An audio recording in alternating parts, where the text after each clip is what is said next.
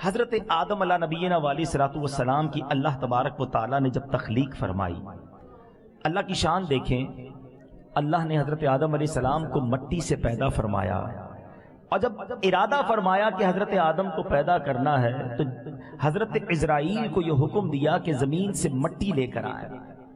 جب یہ زمین سے مٹی لینے آتے ہیں تو زمین کی جو اوپری پرت ہے، جتنی پرت تھی مٹی کی، لے کہہ لیں، لیئر کہہ لیں، وہ ساری ان کی مٹھی میں آ گئی۔ حکم خداوندی کے مطابق حضرت عزرائیل جب وہ مٹھی لے کر آتے ہیں مٹی کی، 60 رنگوں کی اور مختلف کیفیتوں کی وہ مٹی ہے، سرخ، زرد، نرم، سخت، تلخ و شیریں، نمکین اور پھیکی، یہ ساری کیفیتوں والی مٹیاں تھیں۔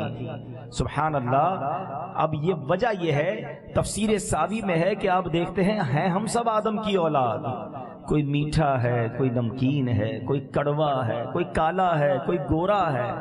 یہ زمین کی اس مٹی کی مختلف کیفیتوں کا اثر ہے کہ سب ہیں اولاد آدم، مگر اولاد آدم میں مختلف کیفیتوں کے لوگ ہیں۔ حضرت آدم کا جب پتلا بنا دیا گیا، جنت کے دروازے پر اسے رکھ دیا گیا، فرشتوں نے پہلی بار ایک ایسی مخلوق دیکھی جو اس سے پہلے نہ دیکھی تھی۔ تو فرشتوں نے آپس میں بات کی کہ اگر اللہ نے اس کو ہم سے افضل قرار دیا تو ہم پھر بھی رب کی بات مانیں گے۔ شیطان کہتا ہے، جو معلم الملکوت تھا، جو فرشتوں کا بھی استاد تھا اس زمانے میں، اللہ کی بارگاہ میں شیطان کا مرتبہ کیا تھا؟ وہ عزازیل کہلاتا تھا۔ لفظ شیطان تو بعد میں ہوا نا، ہے جنت کا خزانچی رہا، فرشتوں کا استاد رہا۔ اور شیطان جب اللہ کی بارگاہ میں فرشتے پیش ہوتے تھے تو وہ اسی لائن میں نوری مخلوق کے ساتھ کھڑا ہو کر رب کی بارگاہ میں حاضر ہوتا تھا۔ اتنا بڑا مرتبہ تھا اس کا۔ علماء کہتے ہیں زمین پر کوئی حصہ باقی نہ بچا جہاں شیطان نے سجدہ نہ کیا ہو۔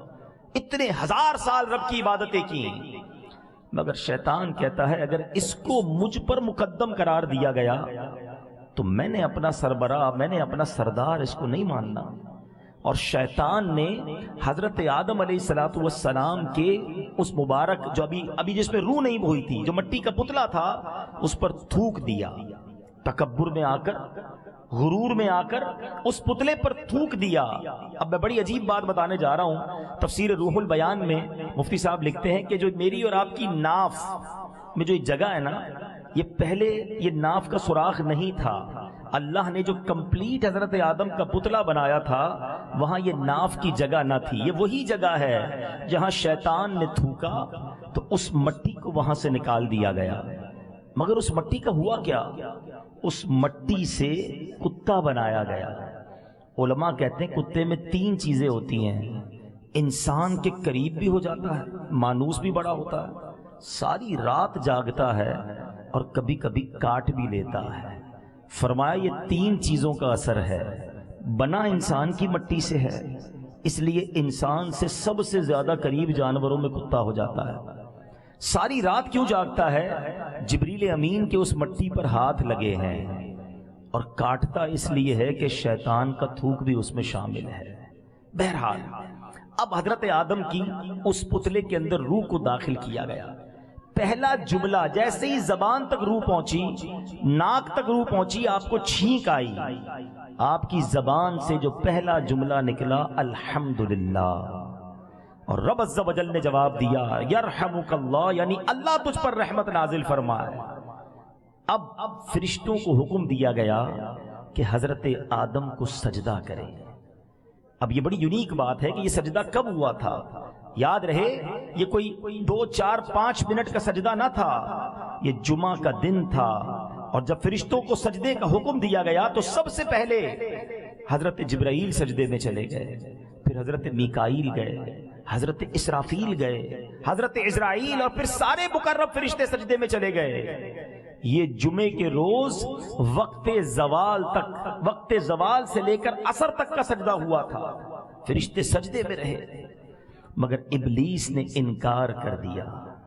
عبادت گزار تھا، خوبصورت تھا، مرتبہ بھی تھا، درجہ بھی تھا، فیم بھی تھا، سب کچھ تھا جو دنیا میں جس کے پیچھے لوگ بھاگتے ہیں. یہ کائنات کا سب سے پہلا انسیڈنٹ ہے. یعنی یوں سمجھیے کہ کائنات کے اس انسیڈنٹ کے بعد رنگ ہی بدل گیا دنیا کا. اللہ کا دشمن وجود میں لے آیا, اللہ کا دشمن سامنے آ گیا, اور شیطان نے اللہ سے دشمنی کا اعلان کیا, اور پھر اس کے بعد یہ سارے معاملات آگے بڑھے. مگر سیکھنے کو کیا ملا کہ تکبر یہ اللہ کو کتنا ناپسند ہے. صلو علی الحبیب صلی اللہ تعالی علی محمد. مجھے اپنی اور ساری دنیا کے لوگوں کی اصلاح کی کوشش کرنی ہے انشاءاللہ.